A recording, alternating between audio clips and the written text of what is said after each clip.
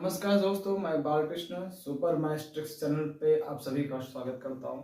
10 CBSE board के जितने भी स्टूडेंट्स हैं, बहुत ऐसे स्टूडेंट्स हैं जो अभी तक नहीं पढ़े हैं या जिनको लगता है कि ये टॉपिक मेरे लिए हार्ड है। तो जो जो इम्पोर्टेंट टॉपिक्स हैं, जो जिनको टफ लगता है, उसका कुछ हम इम्पोर्टेंट क्वेश्चन हम आपको बता रहे हैं। एटलीस्ट इतना आप देख के ही जाना। पूरा डिपेंड देखो इस पे नहीं होना है, आपको इतना तो करना ही है, उसके अलावा आप जितना कर सकते हो करो। देखो ये टॉपिक ऐसा होता है ट्रिग्नोमेट्री, जो मोस्टली केसेस में लोगों को दिक्कत करता है। पता नहीं क्या अफवाह चली थी कि ट्रिग्नोमेट्री आजकल बहुत टफ हो रहा है, और लोग सुन सुन के भी ऐसा भी होता है जिसको आता भी रहेगा ना वो भी नहीं कर सकता। और मैं बताऊं अपने बारे में, जब मैं 10th में था ना, उस समय ट्रिग्नोमेट्री मेरा सबसे फेवरेट था। ये उस समय तक 2015 तक ट्रिग्नोमेट्री सबका अच्छा था। उसके बाद फिर पता नहीं लोगों को क्या होने लगा कि ट्रिग्नोमेट्री से लोग दूर हटने लगे। और फिर पता नहीं किसी ने, जो सीनियर थे, जूनियर को बोलता गया कि बेटा ये बहुत टफ है, हम लोग के समय में हम लोग कर नहीं पाते रहे। भैया आप नहीं कर पाते थे तो ठीक है, लेकिन उसको तो फिर मत करो ना, क्योंकि वो भी सुन करके क्या सोचेगा, जो उसको आता भी रहेगा वो भी नहीं कर सकता। तो इसमें आपको करना क्या है, कुछ नहीं, बस प्रैक्टिस करना है। प्रैक्टिस अगर करते रहोगे ट्रिग्नोमेट्री आपका आसान हो जाएगा। लिमिटेड फॉर्मूले हैं, ज्यादा है नहीं इसमें, गिने चुने फॉर्मूले हैं, उसी फॉर्मूले का यूज करना है।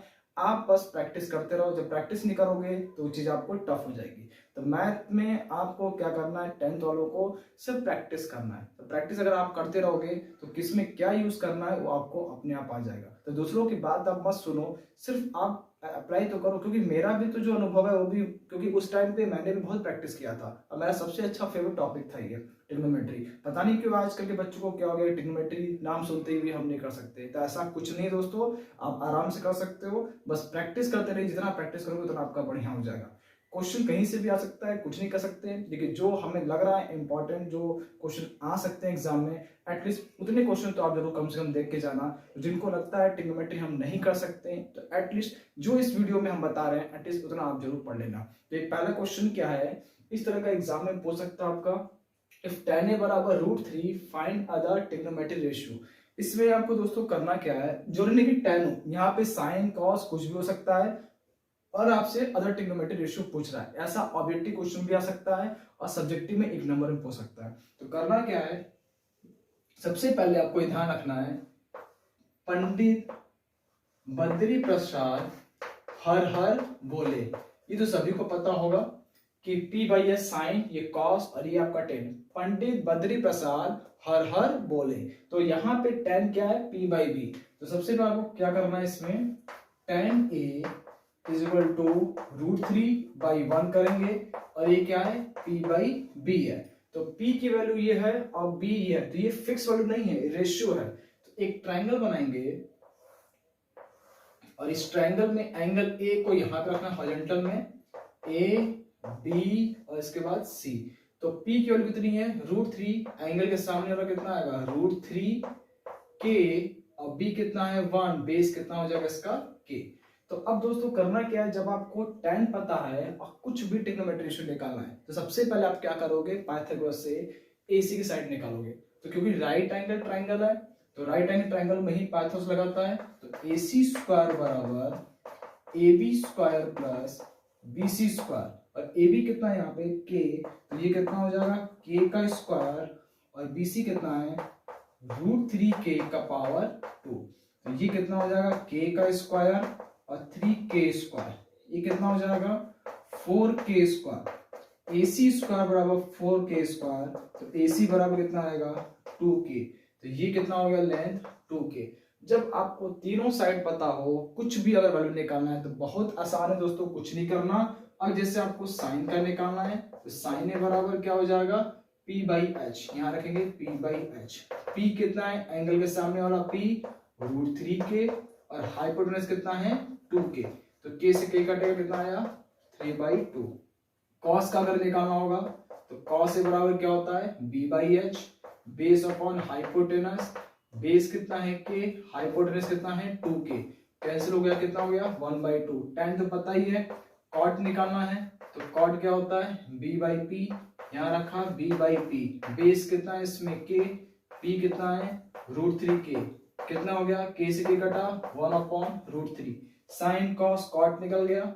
सेक अगर निकालना हो तो सेक के बराबर क्या होगा, H बाई बी होता है। तो ये कितना हो जाएगा, H कितना है 2K, 2k/k कितना हो गया 2। अब हमें कॉसिक निकालना है, तो कॉसिक ए इक्वल टू कितना होगा h/p। h कितना है इसमें 2k, और p कितना है √3k, तो ये कितना हो गया वैल्यू 2/√3। दोस्तों इस तरह का क्वेश्चन अगर आ रहा है तो आपको गलत नहीं करना, और जो इतना समय लग रहा है तो ये शॉर्ट तरीका भी एकदम सिंपल है, कुछ नहीं करना दोस्तों। tan पता है √3 तुरंत ट्रायंगल दिमाग बनाओ, √3 ये कितना आएगा पाइथागोरस से 2 हो जाएगा। अब ट्रायंगल देखते ही कुछ भी पूछेगा बस क्वेश्चन देखोगे और सीधे टिक करोगे, अगर ऑब्जेक्टिव में आएगा तब। लेकिन अगर सॉल्व करने के लिए आया सब्जेक्टिव में तो ये तरीका है सॉल्व करने का। तो दोनों तरीका आप देख लो, समझ लो, क्वेश्चन ऐसा भी पूछ सकता है। अब नेक्स्ट टाइप का क्वेश्चन देखो, देखिए क्वेश्चन क्या करना है। सेकंड क्वेश्चन है 3 tan theta is equal to 4 और 3 sin theta plus 2 cos theta upon 3 sin theta minus 2 cos theta, इसको फाइंड करना है। देखो इसमें ये ट्रिग्नोमेट्री कुछ भी दे सकता है और कुछ ऐसा टर्म देगा, मतलब p/q के फॉर्म में कुछ ऐसा देगा जो ट्रिग्नोमेट्री के फॉर्म में होगा।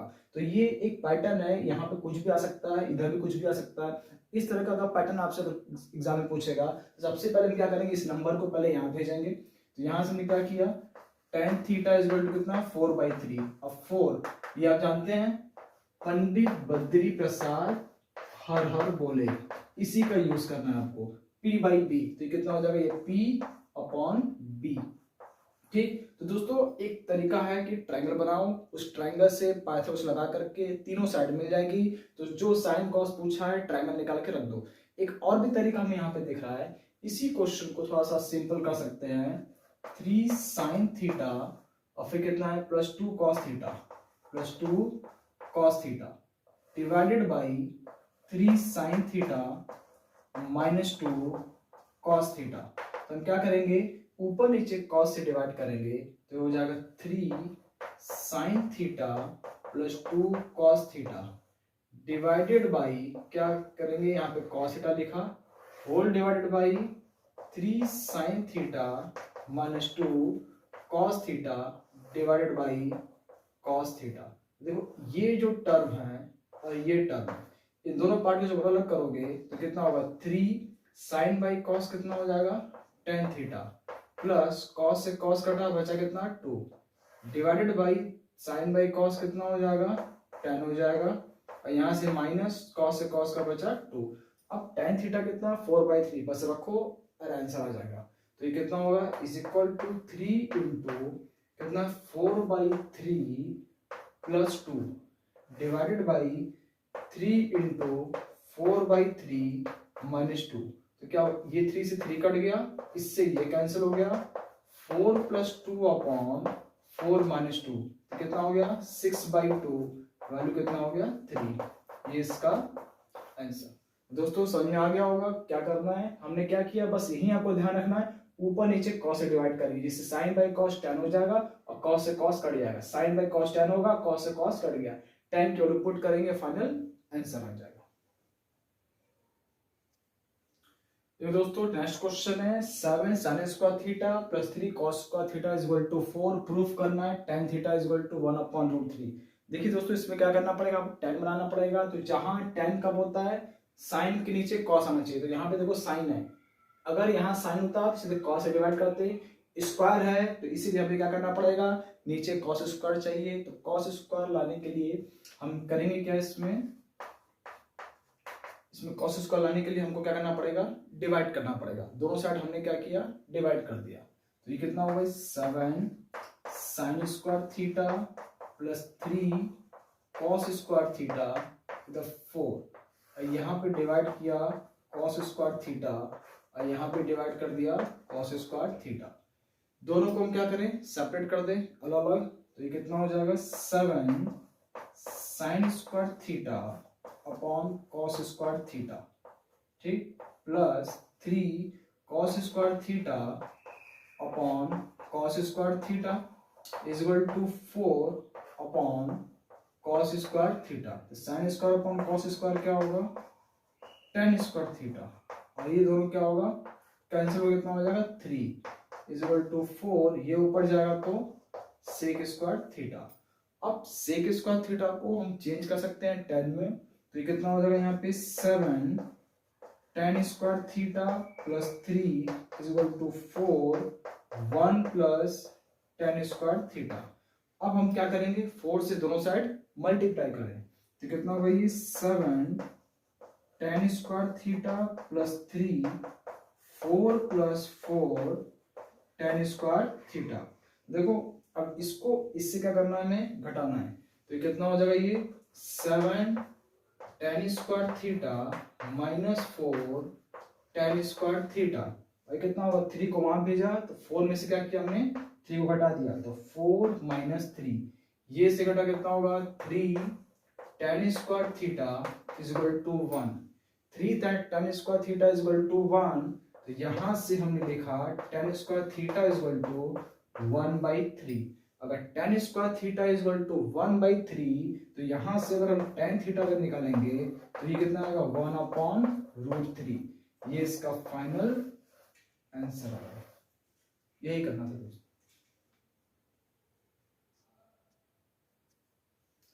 ये दोस्तों थोड़ा सा डिफरेंट टाइप का क्वेश्चन है। इसमें करना क्या है, पहले पढ़ देते हैं। In triangle ABC angle B 90 degree, AB 5 centimetre, BC 12 centimetre, find the values of sine sec sine C and sec C। ये फाइंड करना है। तो क्या करेंगे, एक ट्रायंगल बनाओ। सबसे पहले एक ट्रायंगल बनाते हैं, ये ट्रायंगल, और ये B आपका क्या है 90 डिग्री है, A B और C। तो यहाँ पे AB कितना है, देखो 5 सेंटीमीटर है, BC कितना है आपका 12 सेंटीमीटर है। तो सबसे पहले आप क्या करोगे, AC फाइंड करना है, क्योंकि ये राइट एंगल ट्रायंगल आपको देख रहा है। पाइथागोरस लगाएंगे, तो AC square is equal to AB square plus BC square.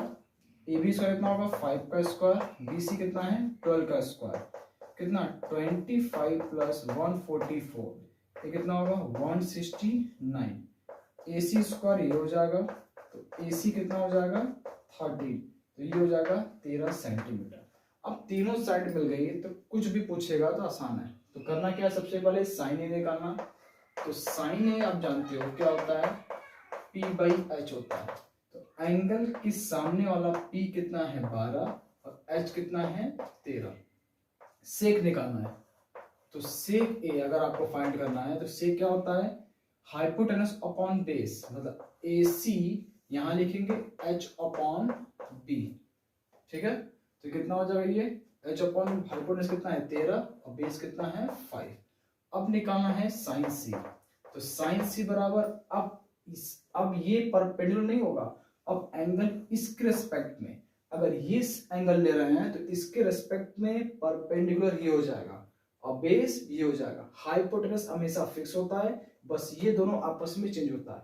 अगर ये एंगल रेस्पेक्ट में लेंगे तो परपेंडिकुलर ये और बेस ये, जब इसके रेस्पेक्ट में लेंगे तो परपेंडिकुलर ये हो जाएगा और बेस ये हो जाएगा। तो साइन क्या होता है आप जानते हो, P/H।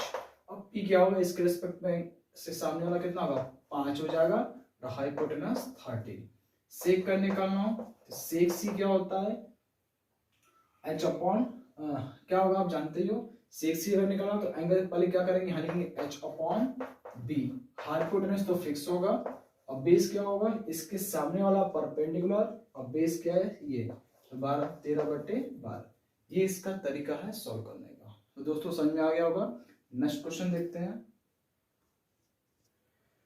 देखिए दोस्तों नेक्स्ट क्वेश्चन है, अगर theta is equal to 30 degree है तो आपको वेरीफाई करना है tan 2 थीटा बराबर 2 tan theta upon 1 minus tan square theta. क्या करना है, वेरीफाई करने का मतलब है LHS पार्ट सॉल्व करेंगे और RHS दोनों बराबर आ जाएगा, मतलब वेरीफाइड हो जाएगा। तो दोनों वैल्यूज यहाँ पे पुट करते हैं। तो देखिए LHS पार्ट का सॉल्यूशन, LHS पार्ट है tan 2 थीटा और थीटा की जगह 30 रखेंगे तो कितना होगा tan 2 into 30 डिग्री, तो ये हो जाएगा tan 6 डिग्री और tan 60 कितना होता है √3। इसके बाद RHS लेके चलते हैं। RHS कितना है 2 tan theta upon 1 minus tan square theta. अब थीटा जब 30 रखेंगे तो RHS जो होगा वो 2 tan 30 degree divided by 1 minus ten square 30 degree, और टेन 30 आप जानते हो कितना होगा 1/√3, तो 2 इंटू 1/√3 डिवाइड बाई 1 माइनस 1/√3 का होल स्क्वायर। तो ये क्या होगा इज इक्वल टू 2/√3 1 माइनस 1/3, कितना आएगा 2/√3 1 माइनस 1/3 कितना होगा 2/3। तो इसको हम सॉल्व करेंगे, कितना होगा 2/√3 3/2, इससे कैंसिल हो गया दोनों, बचा कितना 3/√3। अगर ऊपर नीचे दोनों में √3 से मल्टीप्लाई करेंगे तो √3 कितना होगा 3 होगा, जिससे कैंसिल हो गया, कितना आया √3। देखो LHS पार्ट √3 है, RHS भी कितना है √3, मतलब LHS is equal to RHS, ये हो गया कम। इसका मतलब क्या ये वेरीफाइड है, यही आपको बताना था। सही है, समझा गया होगा। नेक्स्ट क्वेश्चन क्या है, if tan a plus B बराबर √3 tan a minus B is equal to 1/√3। a plus B की वैल्यू क्या है 0 से 90 के बीच में है और a b से बड़ा है, तो बताना है a और b की वैल्यू क्या होगी। देखो यहाँ पे tan a प्लस बी कितना है √3। सबसे पहले इसको सॉल्व करना पड़ेगा, इक्वेशन फॉर्म बनाना पड़ेगा। देखो यहाँ पे tan a प्लस बी है इज इक्वल टू, देखो यहाँ पे √3, यहाँ पे tan है तो यहाँ पे tan आना पड़ेगा। तो √3 किसकी वैल्यू होती है tan में, tan 60 की वैल्यू होती है। तो tan हटेगा तो कितना होगा a plus B is equal to 60 degree, equation number 1। Same इसको भी देखो, यहाँ पे ये कितना है tan a minus B is equal to कितना 1/√3। तो ये tan है तो ये भी tan किसका होता है 30, तो इसको हम लिखेंगे tan a माइनस बी बराबर tan कितना 30 डिग्री। तो tan हटेगा तो कितना होगा a minus B is equal to 30। तो क्या करें, यहाँ से a की वैल्यू निकाल लो, कितना होगा 30 डिग्री प्लस b, और इसकी वैल्यू उठा करके इसमें पुट कर दो। तो a प्लस बी कितना है 60 डिग्री है, a की वैल्यू कितनी है 30 प्लस b, यहाँ रख दें, तो 30 degree plus B plus is equal to कितना होगा 6 डिग्री। तो 30 degree plus 2b is equal to 60। तो यहाँ से 2b बराबर इसको घटाएंगे कितना होगा 30, तो b कितना हो जाएगा 15 डिग्री। b आपको पता चल गया, जब b पता चल गया तो यहाँ रखेंगे, तो a कितना होगा 30 प्लस 15 डिग्री, कितना हो गया 45 डिग्री। तो इसका मतलब यहाँ से a कितना मिल गया आपको, a is equal to 45 degree. यही फाइंड करना था a और b। समझ में आ गया होगा दोस्तों।